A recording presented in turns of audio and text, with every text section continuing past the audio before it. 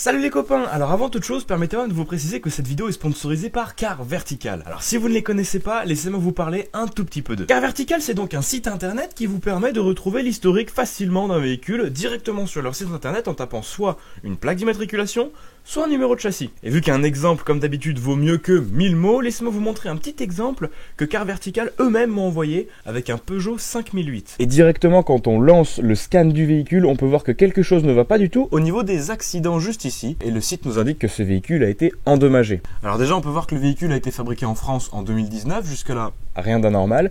Et 2 mois plus tard, il a été vendu et immatriculé pour la première fois en Espagne. Un an plus tard, le site nous indique qu'il a eu des dommages en Espagne directement. Et quelques mois plus tard, presque un an plus tard, la voiture se retrouve en France. On descend et on tombe sur ces photos-là. Et on peut voir que le 5008, il a quand même tapé extrêmement fort. Suffisamment fort pour que les airbags à l'intérieur déclenchent. Donc en tout cas les amis, si jamais ce genre de service vous intéresse, n'hésitez pas à aller voir le lien en description. Et moi comme d'habitude j'ai un petit code promo pour vous qui est dispo juste ici en bas de l'écran. Sur ce, passez une très bonne vidéo, je pense que ça va vous plaire. Salut à toutes et à tous, c'est Anthony Perrier pour PDLV, j'espère que vous allez bien. Et aujourd'hui on se retrouve pour une vidéo sur la 406 Safari.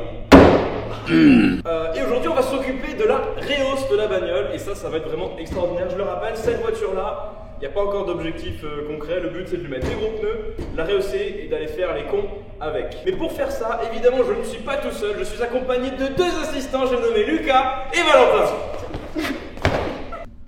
Ah oui. Bon ça fera. Bonjour, c'est ça. Oui, je me suis ça va. Bonjour, ciao. Vous venez d'assister à un bonjour dit de télévision. En effet, les protagonistes se sont déjà vus auparavant.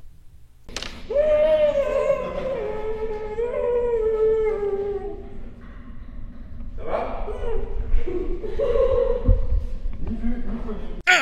Souvenez-vous, dans l'épisode précédent, j'avais eu quelques galères avec le freinage de la voiture. Voici donc un petit condensé des problèmes qu'on a rencontrés dans 3, 2... Espèce de con, va, oh là là, oh. Globalement, ça, c'est mort, j'ai dû repercer et tarauder plus gros. Globalement, ça, c'est mort, on a dû remplacer les garnitures de frein. Globalement, les gros freins ne passent pas avec les jantes de GTI, donc on remet les freins d'origine. Et finalement, tout le monde est content et on a perdu 4 jours de travail. En revanche, on a pu aller chez John de JAB Concept pour changer les pneus et les monter sur des vraies jantes de 205 GTI qu'on a repeint nous-mêmes. Et on peut également dire que le système de freinage est totalement neuf, ce qui va donc nous assurer une sécurité sécuritaire.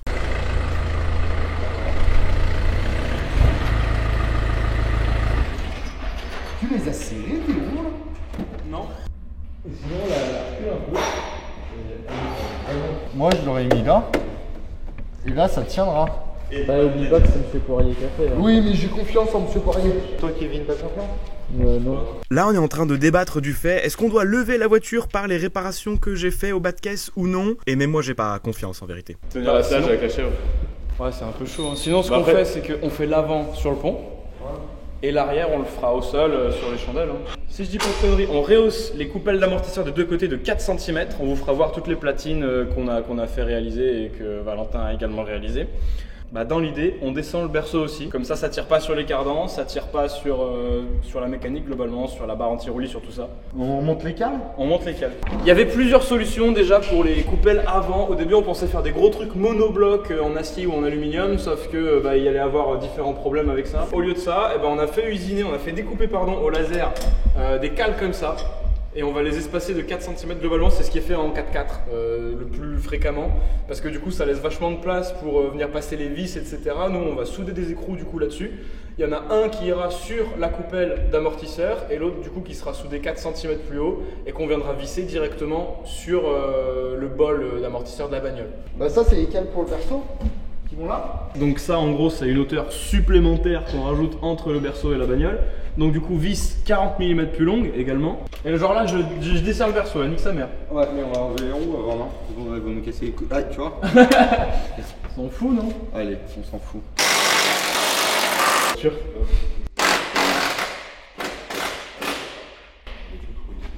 On est au théâtre.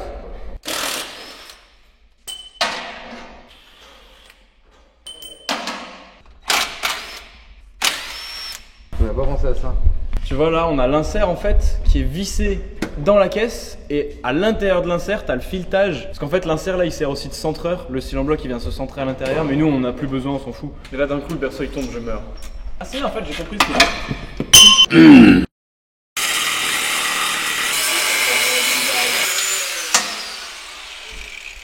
Du coup, c'est du 12-9 qu'on va mettre. D'accord. On avait pas en case. En occasion? Ouais. Non, c'est 12-9. Sur les mêmes. Faut venir à moi, à gauche de la voiture, à droite de la voiture. Si vous n'aviez pas encore compris à quoi ça va ressembler, et ben voilà globalement à quoi ressemble la cale une fois mise en place sur le véhicule. Bien sûr là c'est pas encore serré, c'est juste de la présentation. Si vous me suivez sur Instagram, vous avez vu qu'avec Maël on a investi dans 2 vieilles mobylettes des années 80. C'est super cool et du coup ben, vous imaginez bien que chaque moment était une possibilité pour profiter de nos mobylettes. Elle marche bien.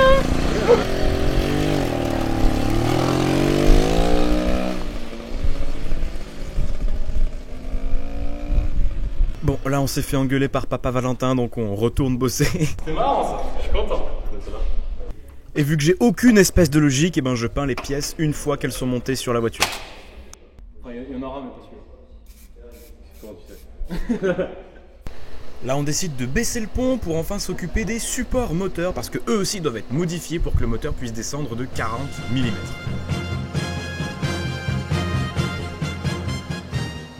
Merci Maël pour ta petite intervention. Et maintenant on commence à démonter les supports moteurs pour voir un petit peu comment c'est branlé. Ça va être bien, ça va être bien. Ça va être bien, hein? Ça va être bien, très bien. Ça va être très très bien.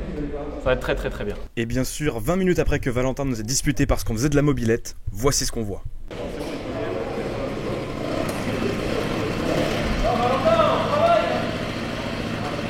Petit nettoyage express et on remplace le support moteur côté distribution par un support rigide en acier qui mesure du coup 40 mm de moins que l'origine. L'avantage c'est que ça va nous rabaisser le moteur de 40 mm, le gros inconvénient c'est que c'est du rigide. Alors ça risque de nous faire beaucoup de bruit dans la voiture, surtout sur un moteur diesel qui a 400 000 km.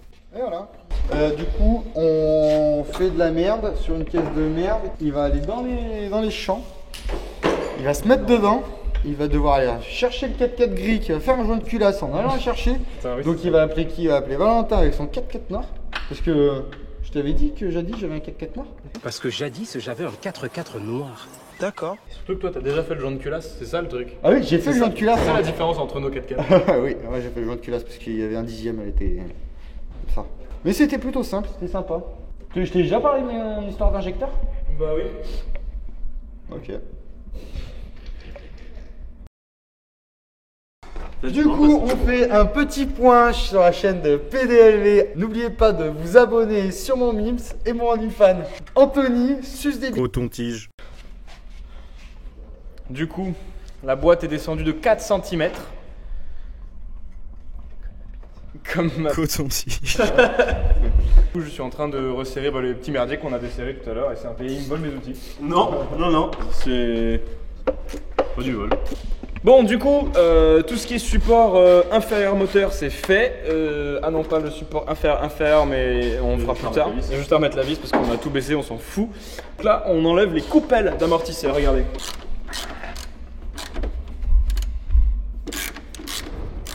À ce moment-là, on était encore plein de joie de vivre et de motivation, mais jamais on n'aurait pensé qu'on allait passer autant de temps à fabriquer ces rehausses de coupelles. C'était vraiment extrêmement long. Ça nous a pris, je dirais, à partir de là, peut-être 4 heures.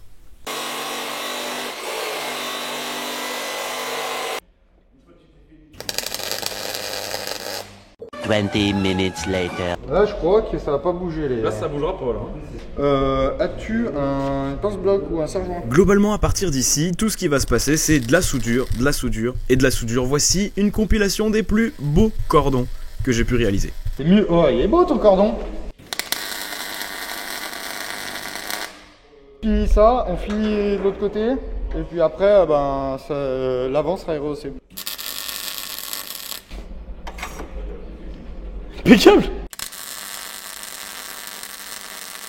Là, c'est la mise en place à blanc de la seconde platine qui va former le haut de notre coupelle. Et ensuite, ben forcément, on la soude.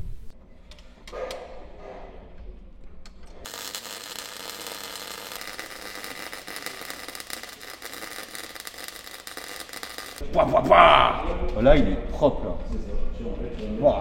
Oh. Ça, c'est joli ça. Il Ça- s'améliore, hein, le petit Kevin. Hein. Mais bien sûr, c'est bien ça. Ça, je suis content. Bon, après, je vais pas te mentir, avec un truc épais comme ça. Quand t'es sur du épais, c'est trop bien. Ah oui, oui, oui. Et une finie. Oh bah là, je suis grave content. Là, franchement, ça a vraiment de la gueule. Allez, on va mettre au frais. Peindre. Regardez bien en fait la dure réalité de PDLV. Il est assis là-bas, avachi sur le canapé. Et après, il va dire qu'il a tout fait lui-même. Il va dire qu'il a tout fait lui-même. Là, je viens d'arriver, je viens de mettre ça là en place avec, avec mon équerre, je crois. Et c'est moi j'ai fait. Et là, il faut la mettre là comme ça.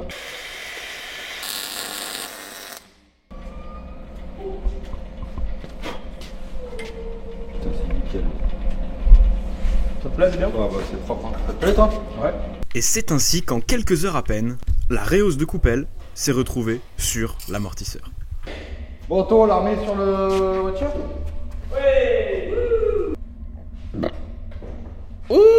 Et comme dans l'épisode précédent au sujet de la 406, oui, on a vraiment galéré à remettre les amortisseurs en place, même avec la technique de la dernière fois. Super chiant à faire. Je vous épargne ça. Voilà. Par contre, pour ton niveau d'huile, il faudra faire gaffe, ça va mettre un peu plus haut. Ah, juste, t'as vu là? Là-dessus. J'arrête pas.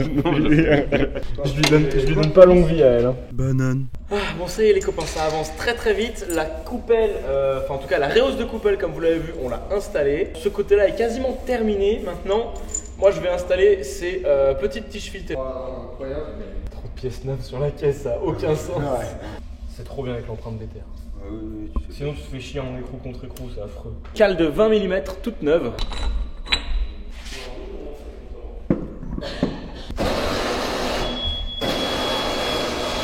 Bon bah, faut monter le. Ouais. Faut monter l'autre. Allez, Pour là, le- pour le preview, on va monter l'autre côté, puis on verra après, parce que c'est un peu couscous quand même, on va pas se mentir. 2 hours later. Là, ça y est, là, on commence vraiment à voir le bout. Vous venez de rater genre peut-être 1h30 ou 2h. Ah ouais, il est minuit et demi. On a fait les deux côtés à l'avant. Les deux roues sont posées avec les cales de vin, les amortos, les cales d'amortos, tout. Là, on peut poser la voiture pour la première fois avec la rehausse à l'avant. J'en ai plein le cul.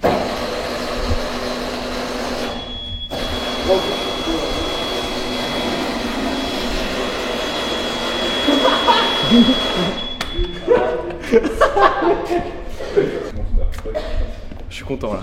Bah, on reprend demain pour le train arrière parce que sinon elle va être un peu ridicule la caisse quand même. Gros bisous, au dodo.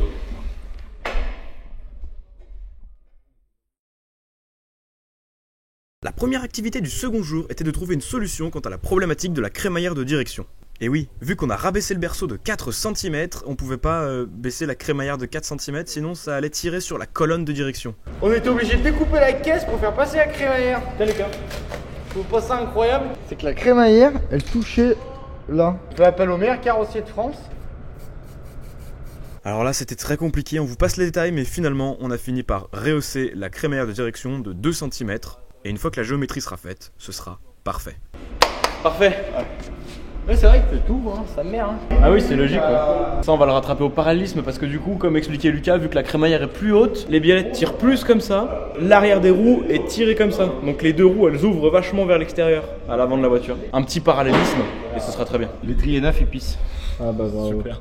Du coup, là, on est en train de débattre sur le fait que est-ce qu'on gare ou non la barre stabilisatrice à l'arrière. On garde Ouais, la garde. on Ouais, garde. garde. J'ai dit garde, mais vous avez pas entendu parce que vous êtes des nuls. Est-ce qu'on gare ou non à cet adaptateur de... Ouais, bah dans l'idée, moi je dis on la dégage. C'est pas évident de la laisser, hein. Et c'est parti pour la rehausse du train arrière, donc là on discute un petit peu de comment est-ce qu'on va s'organiser pour lever la voiture, et faire ça en toute sécurité. Bon bah du coup, vous avez compris les copains, on va commencer par cette pièce là. On a deux vis ici et une vis derrière là. Normalement, faut l'enlever un peu de matière. Mais là, Faut faire ça. Pendant que je modifie les cales pour qu'elles fitent à la perfection, les copains démontent la totalité du train arrière pour vérifier le montage des autres cales. C'est bon, monsieur Poirier? ouais, c'est bon. On remarque que les vis d'origine qui tiennent le train arrière sont équipées de centreurs directement dans la vis, donc Valentin a eu l'excellente idée de venir percer les vis d'origine pour en récupérer juste les rondelles intégrées, et je trouve que c'est une idée de fou malade, des rondelles d'origine sur des vis pas d'origine. Attends, je vais faire les deux déjà. C'est beau. Ouais. Comme ça, on garde la rondelle d'origine. Bon, en général, Valentin a le compas dans l'œil, mais vu que là c'était un perçage assez compliqué, on s'est dit qu'on allait l'aider. Une goutte d'huile. C'est gênant. C'est gênant, c'est gênant. Allez, pas besoin de faire les rondelles. Pendant qu'on s'occupe de fabriquer les autres rondelles avec Valentin, Lucas s'occupe de la peinture des cales de l'arrière. Après avoir bossé sérieusement pendant facilement 43 minutes, c'était inévitable, pause mobilette. C'est bon, j'ai fait mon petit tour, je suis content. On démonte les garnitures. J'y vais en moto.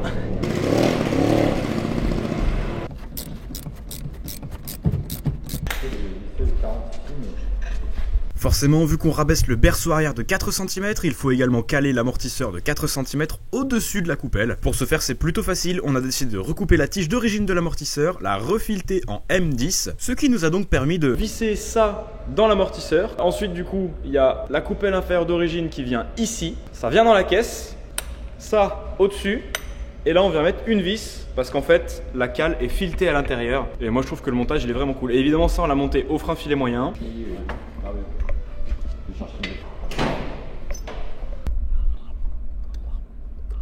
Je vous fais économiser votre temps en vous disant que j'ai fait exactement la même chose de l'autre côté, mais que je l'ai pas filmé.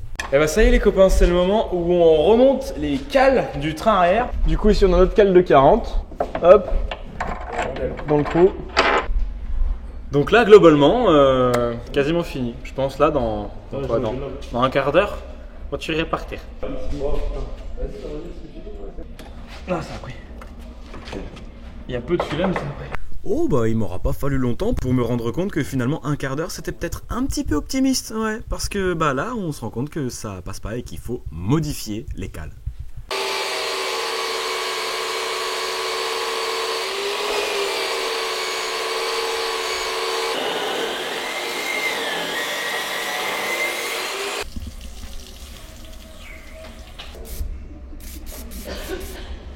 Sous la cale. Ça les copains, c'est les cales d'élargissement de voie pour l'arrière, c'est du 30 mm, soit 10 de plus qu'à l'avant. Voilà donc le plaisir d'un travail bien fait et de cales bien modifiées. Les 3 vis sont désormais en place. Évidemment on fait pareil de l'autre côté puisque les deux cales ont la même cote. Et on passe à la suite. Techniquement, on aurait dû modifier un tout petit peu la ligne d'échappement vu que le moteur est descendu de 4 cm, mais finalement, je trouve dans mon stock de pièces 2 cils en bloc Powerflex réglables, et ça règle nos problèmes puisque maintenant la ligne ne touche plus le train arrière. C'est donc maintenant le moment de remettre les roues sur la voiture, et là on peut apercevoir Lucas qui essaye de remettre une roue sur la voiture, mais avec une position vraiment chelou. Voilà, il galère à mort. Mais on l'aime bien, hein.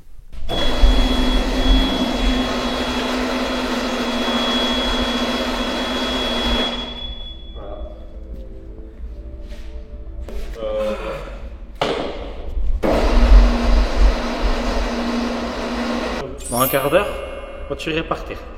Non.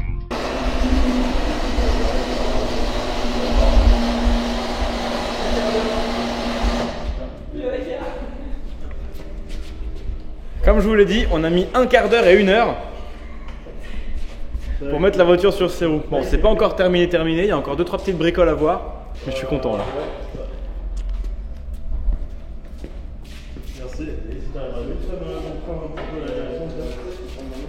Si vous vous demandez à quoi ressemble un Valentin fatigué après 48 heures de travail acharné sur une 406 Safari, ça ressemble à ça. Bon, ça va ?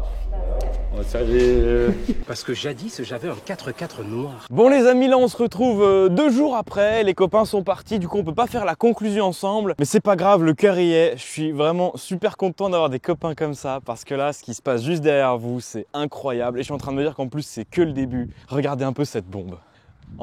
En vrai, ça n'a pas une dégaine de fou malade, sans déconner. Et vraiment, comme je vous dis, c'est que le début. C'est-à-dire que là, ce qui se passe actuellement, ça va être encore complètement transfiguré. Déjà, juste quand on va couper les ailes, quand on va tout enfoncer derrière, qu'on pourra vraiment bouger et faire des trucs avec la voiture. Parce que là, le truc, juste je l'ai déplacé dans l'herbe et bah, les pneus, ils frottent un peu de partout. Il y a encore de la place à faire dans les ailes, les pare-chocs, les trucs comme ça. Mais là, déjà, ça a une gueule de fou furieux. Là, je l'ai démarré, je l'ai déplacé sur quelques dizaines de mètres. Ça m'a suffi. On a remplacé le support moteur côté distribution par un support rigide en acier pour perdre les 40 mm du support d'origine qui mesurait 7 cm. Donc là, on l'a raccourci à 30. Support rigide sur diesel, c'est juste pas possible. Je vais vous montrer pourquoi, venez voir.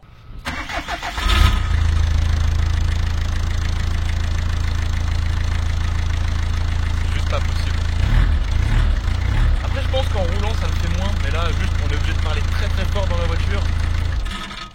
Pour s'entendre, là le bruit c'est juste que j'ai oublié de refixer l'échappement. Donc il y a ça aussi qui fait du bruit en plus. Mais bon, déjà dans l'idée, on est déjà sur un truc de fou malade. On a une vraie garde au sol, on a 30 cm entre le sol et le bas des bas de caisse. Je pense qu'on est un peu plus haut qu'un 4x4 de ce type là. Et non, je sais que vous attendez que je fasse de la merde là dans l'herbe avec la voiture, mais c'est pas prévu, ça va pas se passer parce que comme je vous l'ai dit, il n'y a rien qui passe au niveau des roues, etc.